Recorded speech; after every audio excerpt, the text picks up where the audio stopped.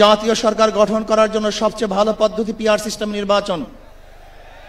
জাতীয় সরকার সর্বদলের অংশগ্রহণমূলক সরকার, আর সর্বদলের অংশমূলক সরকার গঠন হতে পারে একমাত্র পিআর সিস্টেম নির্বাচনের ভিত্তিতেই।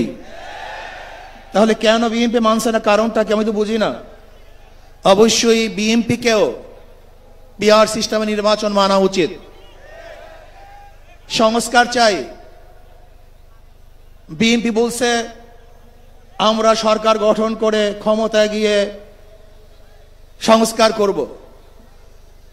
প্রথম প্রশ্ন হলো এই, আগামীতে বিএনপি ক্ষমতায় যাবেন, এই গ্যারান্টি আপনি কে দিয়েছে? আপনি কিভাবে ভেবেছেন যারা 91 থেকে 96 পর্যন্ত ফেল করার কারণে 96 ক্ষমতায় আসতে পারে নাই, আবার 2001 থেকে 2005 পর্যন্ত দেশ চালাবার কারণে 2008-এও তারা ক্ষমতায় আসতে পারে নাই। 2001-এ বিএনপি ইশতেহার ঘোষণা করেছিল, সেই ইশতেহারের মধ্যে 10%ও বিএনপি বাস্তবায়ন করতে পারে নাই। এমনকি 2001-এ বিএনপির ইশতেহারের 1 নম্বর শর্ত তারা পালন করতে পারে নাই। আমি বিশ্বাস করি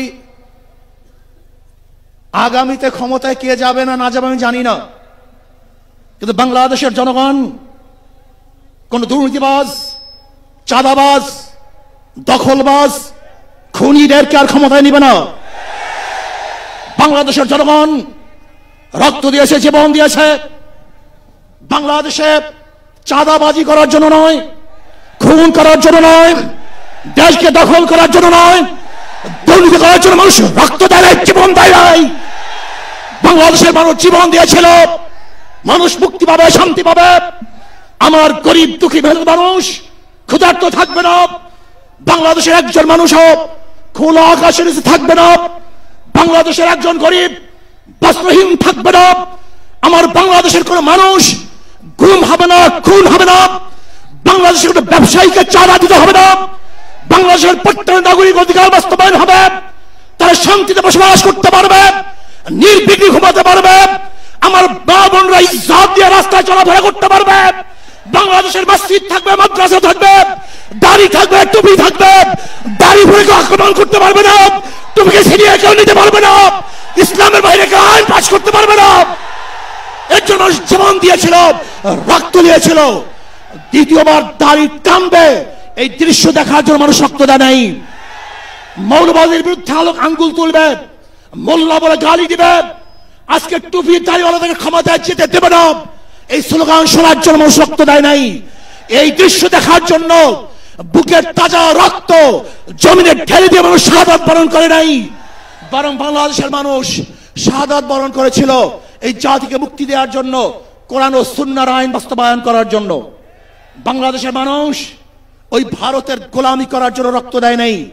বাংলাদেশের মানুষ ভারত আমাদের দেশে কর্তৃত্ব নেতৃত্ব করবে, আমেরিকা আমাদের দেশে কর্তৃত্ব নেতৃত্ব করবে, এর জন্য বাংলাদেশের মানুষ জীবন দেয় না, রক্ত দেয় নাই।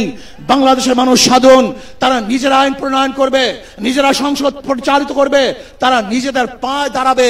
বাংলাদেশের মানুষ জীবন দিতে পারে, কিন্তু কার গোলামি করতে পারে না। প্রিয় ভাইরা আমার, আমি বিশ্বাস করি আজকে মঞ্চে যারা আছেন,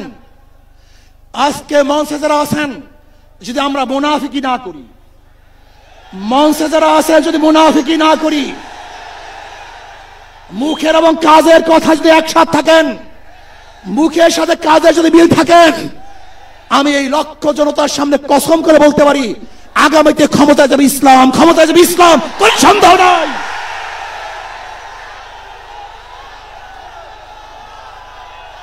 কিন্তু খবরদার যদি মুনাফিকি করি, তাহলে এদেশের মানুষ সচেতন হয়েছে, এদেশের মানুষ সব জ্ঞানী হয়ে গেছে।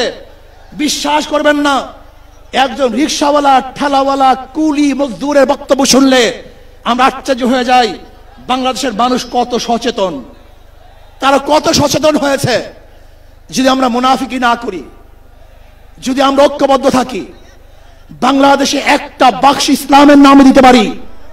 যেরকম আমেরিকা এবং ওই জারস ইসরায়েল ইরানের উপর আক্রমণ করে ভেবেছিল মুহূর্তের মধ্যে নিশ্চিহ্ন করে দিবে, কিন্তু আক্রমণ করার পরে দেখেছে ইরানের গুহার থেকে কোথার থেকে বোম মিসাইল চলে আসছে। আমেরিকা এবং ইসরায়েল যেরকম অনুভব করতে পারে নাই, বাংলাদেশের বুকে যদি একটা বাক্স দেওয়া হয়, বাংলাদেশের ঘরের থেকে এমন মিসাইল বের হবে, এমন বোমা বের হবে, গোটা বাংলাদেশ থেকে, গোটা দুনিয়া থেকে ইসলামের দুশ্মনকে ধ্বংস করে ফেলবে ইনশাআল্লাহ।